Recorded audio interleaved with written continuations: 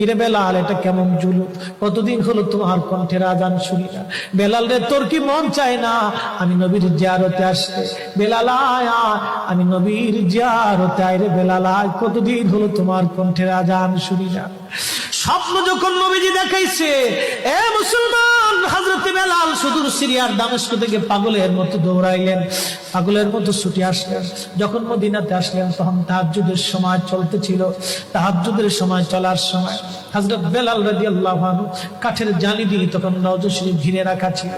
ওই জালির পাশে বসে বসে জালির সঙ্গে মাথা ঠেকাইয়া নবীর পাগল বসে বসে গুনগুন গুনগুন করে কাঁদে আর বলে, হুজুর আপনি আসতে বলেছিলেন, গোলাম এসে হাজির হয়েছে। নবী গো, আজান দিতে বলেছেন, আমি আজান দিলে আপনি আগে নামাজে আসতেন, এখন আজান দিলে কি নবী আপনি নামাজে আসবেন? হুজুর এখন আজান দিলে কি আপনি নবী নামাজে আসবেন? নতুন মুয়াজ্জিন আসছে আজান দেওয়ার জন্য, এসে দেখে নবীর মুয়াজ্জিন বেলাল কাঁদে। ডাক দেখে মদিনাবাসী শুনছো, নবীর মুয়াজ্জিন ফিরে এসেছে, বেলাল আসছে, বেলাল ফিরে আসছে।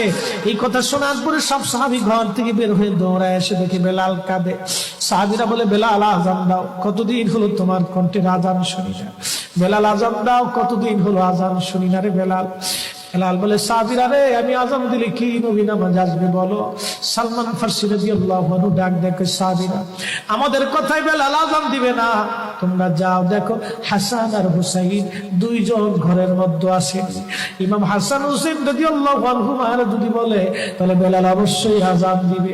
সালমান ফারসির পরামর্শে সাহাবীরা দৌড়ায় গেলেন। বর্তমান 7 নম্বর গেট বাবুস সালাম বরাবর একটা মসজিদ আছে, মসজিদে আলী। এটাই ছিল হযরত ফাতেমা রাদিয়াল্লাহু আনহার বাড়ি। এই বাড়িতে দৌড়ে যাওয়ার পরে ইমাম হাসান হুসাইন রাদিয়াল্লাহু আনহুমা দুইজনকে নিয়ে আসা হলো। দুইজনকে নিয়ে আসার পরে হযরত ইমাম হাসানকে দেখতে আমার নবীর মতো দেখা যাইতো, চেহারাটা রাসূল করিমের চেহারার মতো ছিল। নাতি দৌহিত্র নানার চেহারা পেয়েছিলেন, ইমাম হুসাইন ও নানার সুরত পেয়েছিলেন। দুই ভাই নানার সুরত পেয়েছিলেন। হযরত বেলাল রওজা শরীফ থেকে উঠে হযরতে হাসানের বুকের মধ্যে মাথা ঠেকায় কাঁদতেছে, ইমাম হুসাইনের বুকের মধ্যে মাথা ঠেকায় কাঁদে। হযরত ইমাম হাসান ডাক দেখে, নানার মুয়াজ্জিন, কতদিন হলো তোমার কণ্ঠে আজান শুনি না। যেই কণ্ঠ দিয়া নানার আজান শুনাইতা, যাও গো ওই কণ্ঠ দিয়ে আমাদেরকেও আজান শোনাইয়া যাও। যখন হযরত বেলাল ইমাম হাসান এই কথা বললেন, হযরত বেলাল দৌড়ায় গেলেন। যেই বনু নাজ্জার গোত্রের মহিলা সাহাবীর ছাদের উপরে দাঁড়ায় বেলাল আজান দিত। আবু দাউদের 519 নম্বর হাদিসের মধ্যে আসছে, প্রত্যেক ফজরের নামাজের শুভেচ্ছা আদিকের আগে বেলাল দাঁড়াইতেন। দাঁড়ায় আজানের আগে বলতেন, আল্লাহুম্মা ইন্নী আহমাদুকা ওয়া নাস্তাঈনুকা আলা কুরাইশিন ইউকিমুদ্দীনাক। প্রত্যেক ফজরের আজানের আগে এই দোয়াটা পড়ে বেলাল আজান শুরু করতেন। হযরত বেলাল রাদিয়াল্লাহু আনহু আজকে তাহাজ্জুদের আজান দিতে গেছে।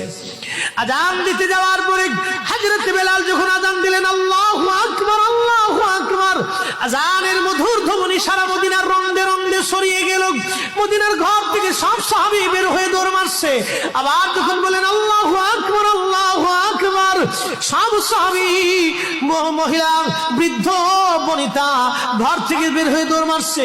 যখন বলল আশহাদু আল্লা ইলাহা ইল্লাল্লাহ, মদিনার ঘর থেকে সব মহিলারা ঘর থেকে বের হয়ে দৌড় মারছে রে, আর কান্না করে নবী বুঝি ফিরে আসছে রে। আবার যখন বলেন আশহাদু আল্লা ইলাহা ইল্লাল্লাহ, তখন মদিনার মানুষ কান্না করতেছিল, গুন গুন গুন গুন করে কান্না করে। মদিনার ভিতরে আওয়াজ বের হয়ে গেল, নবী বুঝি আসছে রে, নবী বুঝি ফিরে আসছে রে, নবী বুঝি ফিরে আসছে রে, নবী বুঝি আসছে। হযরত বেলাল যখন বলেন আশহাদু আন্না মুহাম্মাদুর রাসূলুল্লাহ, মদিনার মাটিগুলি থরথর থরথর করে কেঁপে উঠছে রে। মদিনার মানুষের কান্না বেড়ে গেল। হযরত বেলাল অজ্ঞান হয়ে জমিনের মধ্যে পড়ে গেলেন, তিনি বেহুশ। নবীর আশিক বেহুশ হয়ে গেলেন। বেলালের মতো আশিক যদি আমরা হইতাম, এ দুনিয়ায় নবীর দেখা পাইতাম, এ দুনিয়ায় নবীর দেখা পাইতাম। যখন হুঁশ ফিরে আসছে রওজা শরীফের পাশে বসে বসে বেলাল কাদের বলে, হুজুর আজান দিতে বলেছিলেন, আজান দিয়েছি। হুজুর আমি আজান দিলে আগে নামাজে আসতেন, আজকে আজান দিলাম আপনি হুজুর আসেন নাই।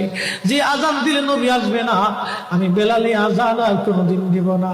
হযরতে বেলাল কিছুদিন পরে কলিজা ফেটে নবীর বিরহ বেদনা সহ্য করতে না পেরে তিনি চলে গিয়েছিলেন পরপারে। কলিজা